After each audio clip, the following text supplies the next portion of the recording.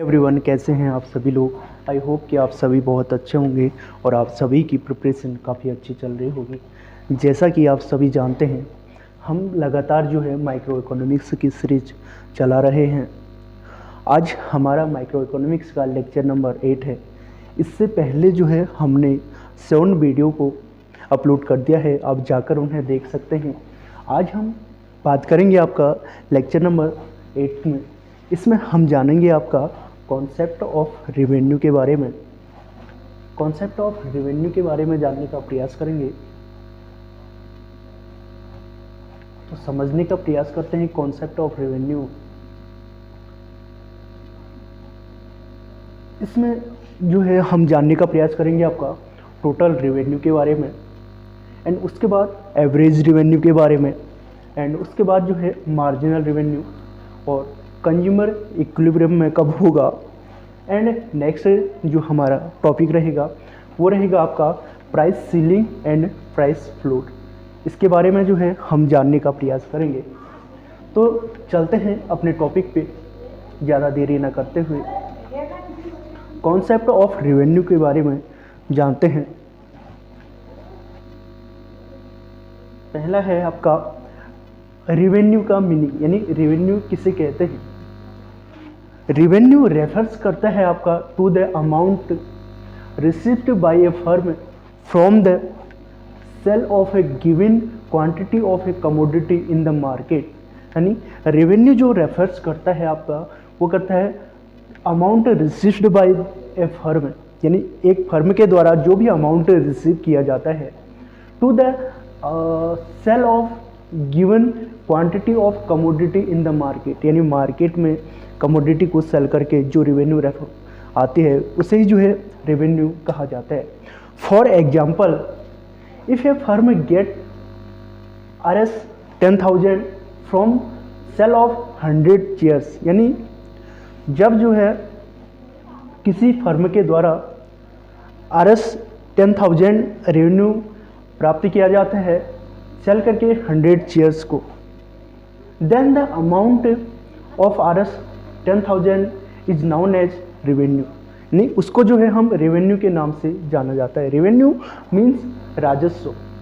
राजस्व का अर्थ है कि एक फर्म द्वारा बाजार में किसी वस्तु की दी गई मात्रा की बिक्री से प्राप्त राशि को संदर्भित करता है। यानी किसी वस्तु की एक मात्रा को बेचने से जो रेवेन्यू कलेक्ट किया जाता है उसे ही जो है आपका रेवेन्यू कहा जाता है।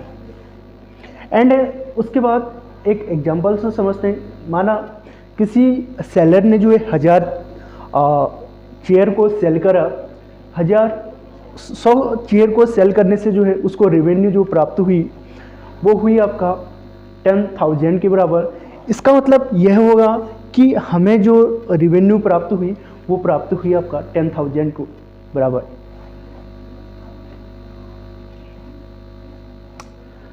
एंड नेक्स्ट है कॉन्सेप्ट ऑफ रेवेन्यू की अगर बात करें, कॉन्सेप्ट ऑफ रेवेन्यू में जो है 3 चीज़ें आती हैं। The concept of revenue consist of 3 important terms, यानी कॉन्सेप्ट ऑफ रेवेन्यू में जो है 3 टर्म्स को इंक्लूड किया जाता है।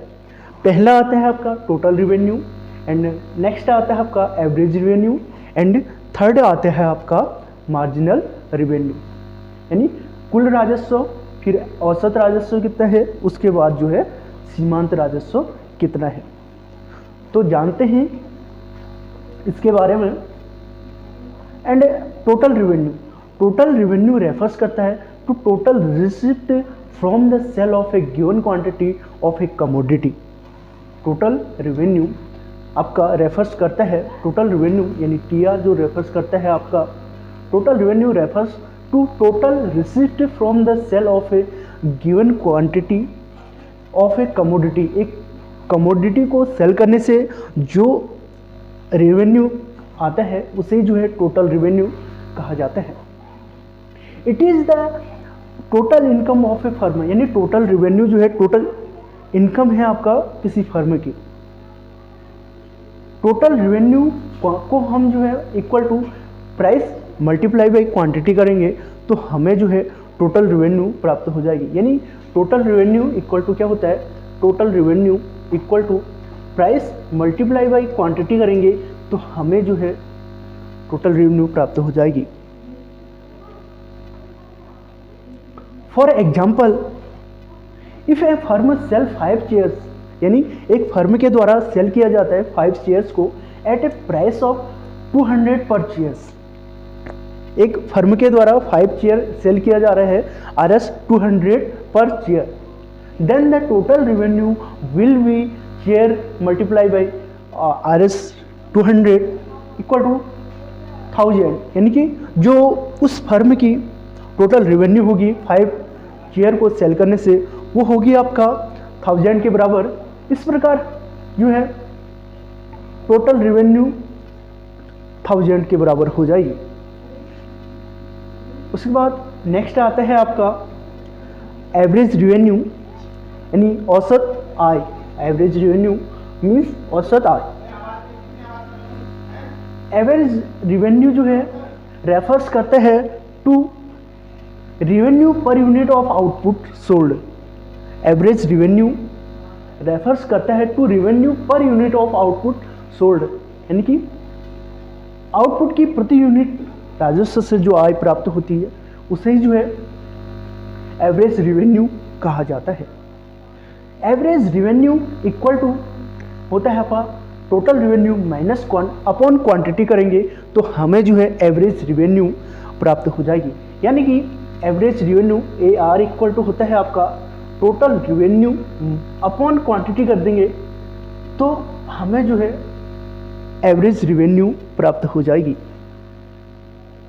For example, if total revenue from the sale of 10 chairs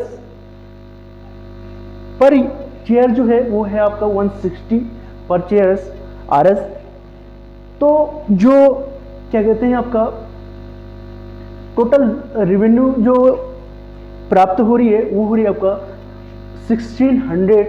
then the average revenue, average revenue का जो फॉर्मूला होता है टोटल रेवेन्यू अपॉन क्वांटिटी, यानी कि टोटल रेवेन्यू अपॉन क्वांटिटी करेंगे तो हमें जो है एवरेज रेवेन्यू प्राप्त हो जाएगी।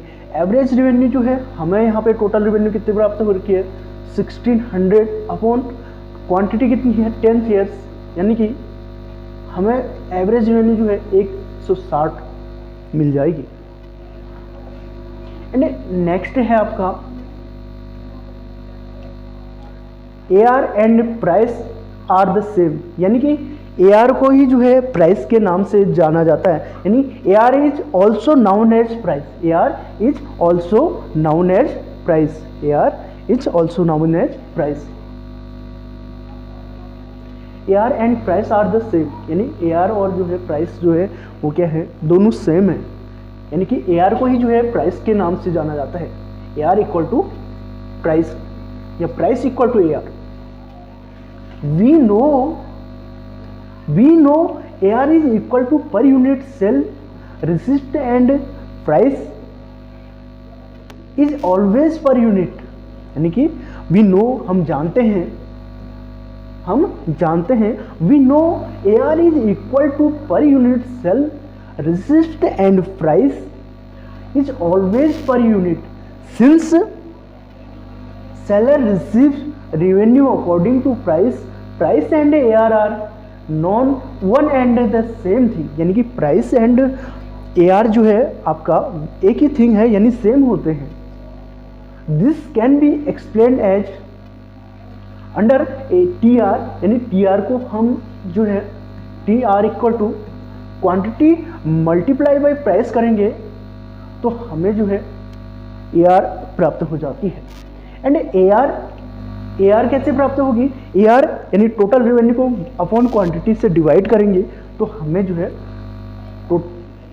एवरेज रेवेन्यू मिल जाएगी। Putting the value of TR from quantity 1 in the equation 2 we get AR equal to, यानी कि हम कह सकते हैं कि AR इक्वल टू क्या होता है आपका quantity multiply by price upon quantity. इस प्रकार क्वांटिटी से क्वांटिटी जो है कट हो जाएगी तो AR इक्वल टू क्या होता है प्राइस होता है। ये जो है आपका AR या प्राइस कहा जाता है। AR curve and demand curve are the same, यानी कि एआर कर्व को ही जो है डिमांड कर्व के नाम से भी जाना जाता है, यानी AR curve also known as a demand curve, AR curve also known as demand curve, यानी एआर कर्व को ही जो है क्या कहते हैं, आपका डिमांड कर्व कहा जाता है। एंड मार्जिनल रेवेन्यू, नेक्स्ट जो कॉन्सेप्ट है वो है आपका मार्जिनल रेवेन्यू या MR. Marginal revenue, marginal revenue is the additional revenue, marginal revenue is the additional revenue generated from the sale of a additional unit of output, generated from the sale of an additional unit of output. It is the change in TR from sale of one more unit of commodity, more unit of a commodity, यानी marginal revenue कहते हैं, क्या कहलाता है, marginal revenue is the additional revenue generated from the sale of an additional unit of output, यानी एक additional unit of output को sale करने से जो additional total revenue या revenue प्राप्त होता है उसे ही जो है आपका marginal revenue कहा जाता है। marginal revenue इक्वल टू होता है आपका total revenue n यूनिट से प्राप्त टोटल रेवेन्यू माइनस करेंगे हम टोटल रेवेन्यू n माइनस 1, यानी कि मार्जिनल रेवेन्यू इक्वल टू होता है आपका टोटल रेवेन्यू n यूनिट से प्राप्त minus total revenue n minus 1 unit से। ये जो है मार्जिनल रेवेन्यू निकालने का फॉर्मूला होता है। मार्जिनल रेवेन्यू वेयर MRN यानी marginal revenue of nth unit, यानी n यूनिट से जो है प्राप्त मार्जिनल रेवेन्यू, एंड TRN का मतलब होता है total revenue from the nth units, and TRN minus 1, TRN minus 1, TRN minus 1 का मतलब होता है कि total revenue from n minus 1 plus n number unit of sold.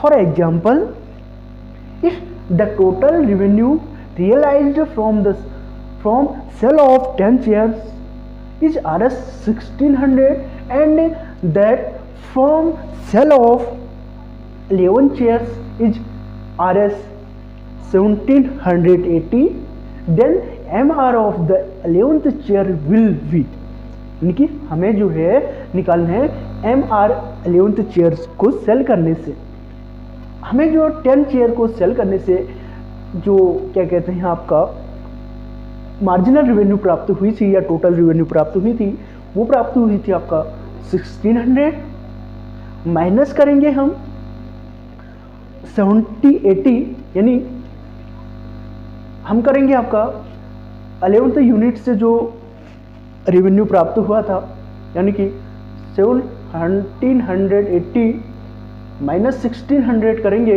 तो जो हमें मार्जिनल रेवेन्यू प्राप्त होगी, मार्जिनल रेवेन्यू की प्राप्त होगी 180 के बराबर प्राप्त होगी, यानी 180 के बराबर जो है हमें मार्जिनल रेवेन्यू प्राप्त हो जाएगी।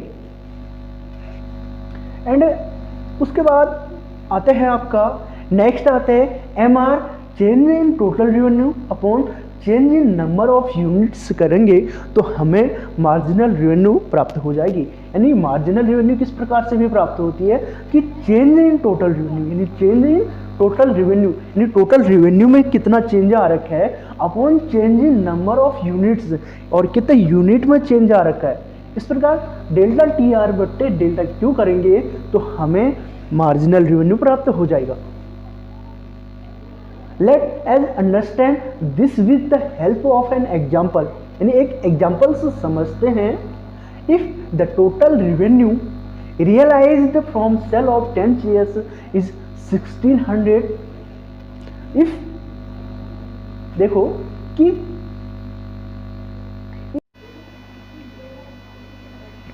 एंड जो नेक्स्ट है आपका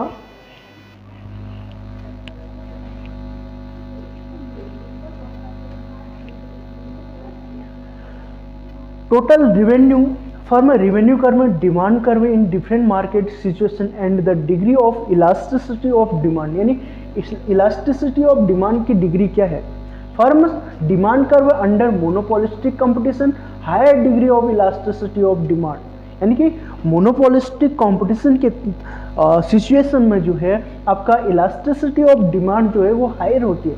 firms demand curve under perfect competition, elasticity of demand जो है वो इन्फिनिटी होती है। Elasticity of demand under perfect competition आपका क्या कहते हैं, इन्फिनिटी। और मोनोपोलिस्टिक कंपटीशन के तहत सिचुएशन में इस प्रकार से होता है आपका elasticity of demand is more होता है। And firm demand curve under monopoly, low degree of elasticity of demand, यानी कि मोनोपोली के केस में क्या होता है आपका जो डिमांड कर्व होता है वो इस प्रकार से हो जाता है, या ये इस प्रकार से हो जाता है demand curve. Monopoly demand curve, monopolistic competition demand curve, and perfect competition के केस में डिमांड कर्व इस प्रकार से हो जाता है। परफेक्ट कंपटीशन में जो डिमांड कर्व होता है वो होता है आपका क्या कहते हैं, इलास्टिक या इन्फिनिटी होता है। एंड मोनोपोलिस्टिक में जो है मोर इलास्टिक डिमांड कर्व होता है। And firm demand curve under monopoly, तो उसमें क्या होता है कि लेस इलास्टिक हो जाता है, डिग्री ऑफ मोनोपोली क्या होता है, लेस इलास्टिक हो जाता है। अब अगला है प्रोड्यूसर इक्विलिब्रियम, यानी कि जो एक प्रोड्यूसर है या उत्पादक है या निर्माता का संतुलन कब होता है, यानी एक इक्विलिब्रियम में कब होता है, प्रोड्यूसर इक्विलिब्रियम। नेक्स्ट है producer equilibrium.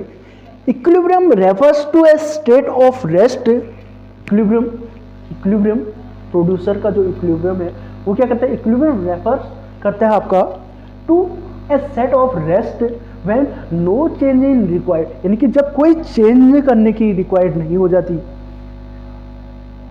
A firm producer is set to be in equilibrium when it has no inclination to expand or to contract its output. This state either reflect maximum profit or minimum losses, यानी कि निर्माता का जो संतुलन होता है की स्थिति को संदर्भित करता है जब कोई परिवर्तन की आवश्यकता नहीं होती है। यानी कि इक्विलिब्रियम वह स्थिति है, वह सिचुएशन है कि जब rest when change is required, no change,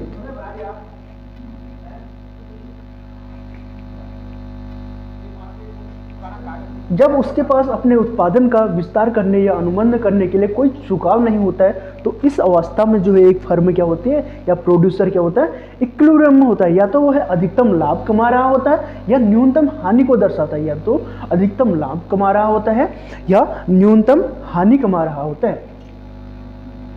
and उसके बाद आपका नेक्स्ट आता है कंडीशन ऑफ प्रोड्यूसर इक्विलिब्रियम, यानी प्रोड्यूसर इक्विलिब्रियम की क्या क्या कंडीशन है समझते हैं। Condition, a producer strike his equilibrium, एक प्रोड्यूसर जो है स्ट्राइक करेगा his equilibrium and maximize his profit when the following condition are satisfied. जब ये कंडीशन को सेटिस्फाइड किया जाएगा तभी जो है एक प्रोड्यूसर मैक्सिमम या प्रॉफिट की सिचुएशन में होगा।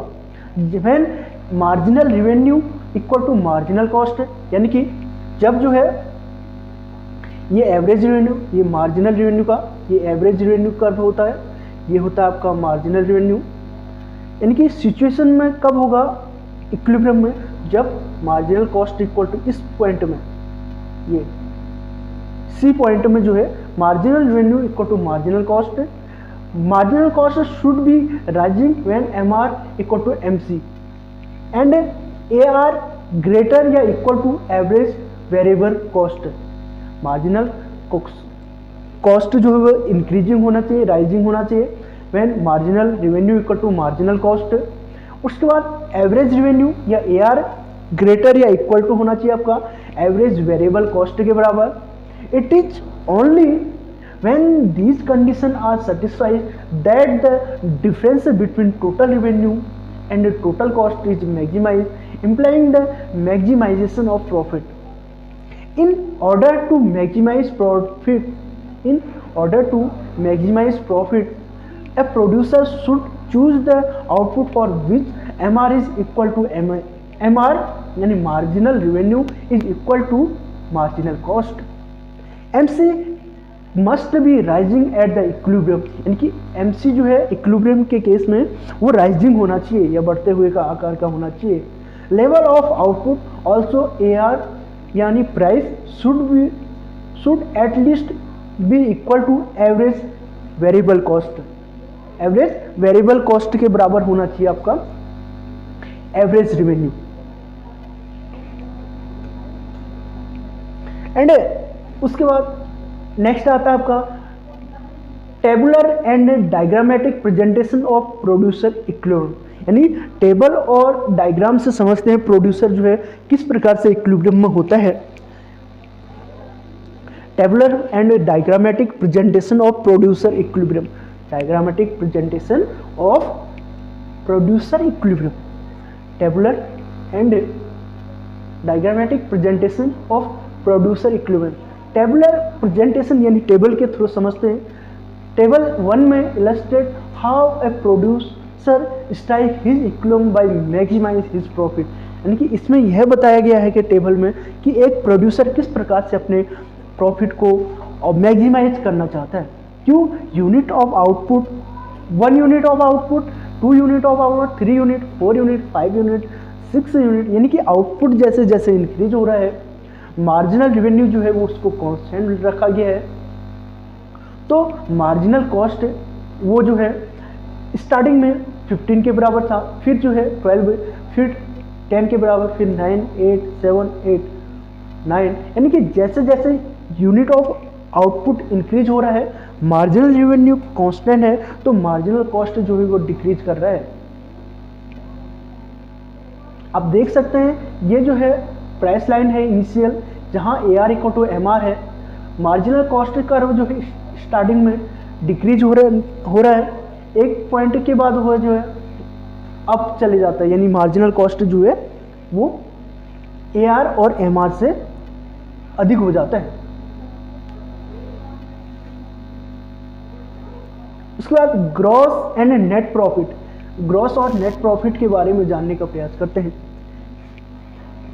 ग्रॉस या net profit, economic profit are estimated both as gross profit and net profit. The difference is under gross profit total revenue minus total variable cost. Gross profit क्या होता है? Total revenue minus करेंगे total variable cost तो हमें जो है gross profit प्राप्त होगा. एंड नेट प्रॉफिट की बात करें, total revenue minus total variable cost plus total fixed cost करेंगे तो हमें जो है आपका नेट प्रॉफिट प्राप्त होगा. ग्रॉस प्रॉफिट में जो है हम सिर्फ टोटल रेवेन्यू में से सिर्फ टोटल वेरिएबल कॉस्ट को माइनस करते हैं.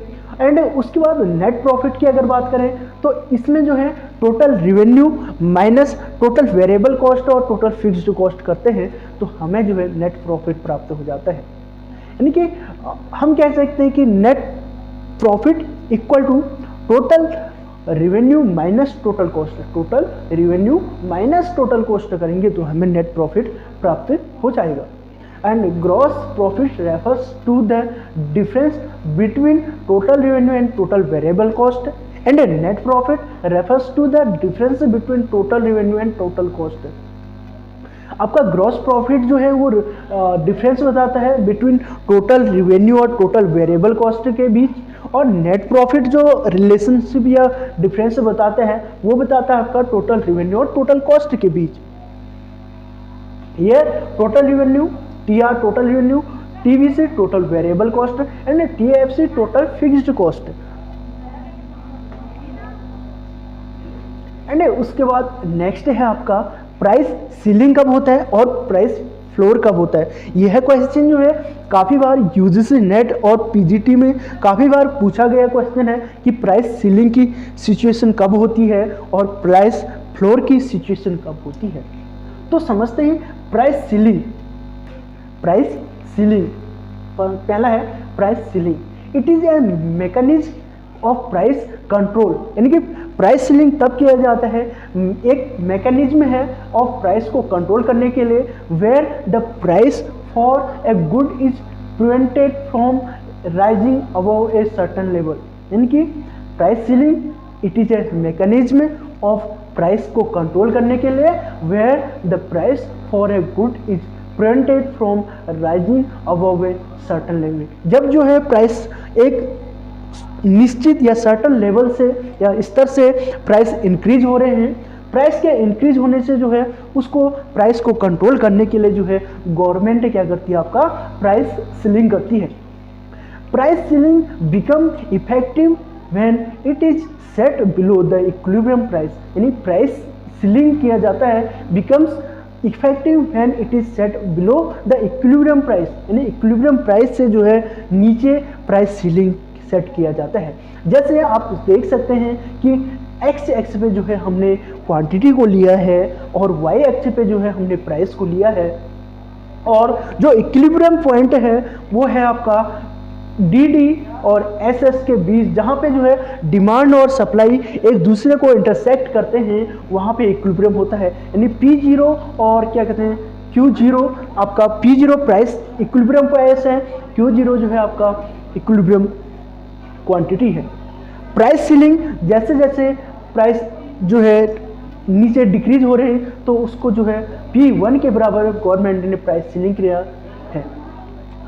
It cause shortage of good in the market. यह जो है प्राइस सीलिंग तब किया जाता है shortage of good in the market, यानी मार्केट में जब जो है गुड्स की शॉर्टेज होने लग जाती है तो उस केस में क्या होता है कि आपका शॉर्टेज किया जाता है, प्राइस सीलिंग किया जाता है।